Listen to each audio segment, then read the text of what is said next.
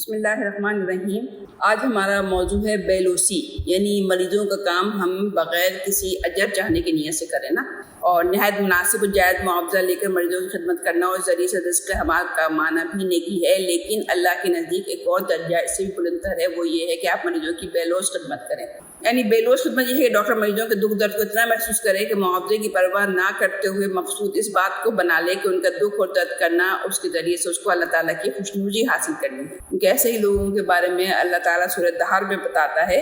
وہ اللہ کی محبت میں یتیم اور مسکین اور قیدی کو کھانا کھلاتے ہیں اور ان سے کہتے ہیں کہ ہم تو تمہیں صرف اللہ کی خاطر کھلا رہے ہیں، ہم تم سے نہ کوئی بدلہ چاہتے ہیں نہ شکریہ۔ یعنی آپ پیشنٹ کو اس نیت کے ساتھ دیکھ رہے ہو نا۔ ایک مریض کی بیماری میں دادرسی کرنا اور اسے اذیت سے نجات دلانا کسی بھوکے کو کھانا کھلانے سے بھی زیادہ افضل نیکی ہے، اور اگر آپ یہ نیکی بے لوث ہو کر بے غرضی کے ساتھ سر انجام دیں گی تو اس کا اجر بھی بہت زیادہ ہے۔ اسی لیے بے لوث خدمت کرنے والے ڈاکٹروں کو اللہ تعالیٰ کبھی بھی اپنے فضل سے اور اپنی رزق فراوانی سے محروم نہیں رکھتا، اور ایسے ڈاکٹرز کے پاس روپیہ پیسہ بھی خود بخود چلا آتا ہے۔ اس کی بہت ساری مثالیں ہمیں اپنے معاشرے میں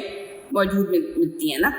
اچھا، بیلوس خدمت کے ساتھ ایک اور احتیاط جو انتہائی اہم ہے وہ یہ ہے کہ مریض اور اس کے لواحقین پر پھر سے کوئی آپ احسان نہ جتائیں، یعنی مریض کو یا اس کے لواحقین کو آپ شرمسار نہ کریں۔ ایسا کرنے سے پھر آپ کی ظاہر ہے کہ وہ نیکی ساری ضائع ہو جائے گی، اور مریض کی بیلوس خدمت کرنا ایک عظیم صدقہ ہے۔ اس صدقے کے ساتھ احسان جتلانا اور مریض کے لواحقین کو ذہنی اذیت دینے کے بارے میں قرآن کا پھر آپ یہ ارشاد ہمارے سامنے، یہ سورۃ بقرہ کی آیت نمبر 262 سے ہے، جو لوگ اپنے مال اللہ کی راہ میں خرچ کرتے ہیں اور خرچ کر کے پھر احسان نہیں جتاتے نہ دکھ دیتے ہیں، ان کا اجر ان کے رب کے پاس ہے اور ان کے لیے کسی خوف اور رنج کا موقع نہیں ہے۔ ایک میٹھا بول اور کسی ناگوار بات پر ذرا سی چشم پوشی اس خیرات سے بہتر ہے جس کے پیچھے دکھ ہو۔ اللہ بے نیاز ہے اور بردباری اس کی صفت ہے۔ اے ایمان لانے والو، اپنے صدقات کو احسان جتا کر اور دکھ دے کر اس شخص کی طرح خاک میں نہ ملا دو جو اپنا مال محض لوگوں کو دکھانے کے لیے خرچ کرتا ہے۔ یعنی جو ہم نے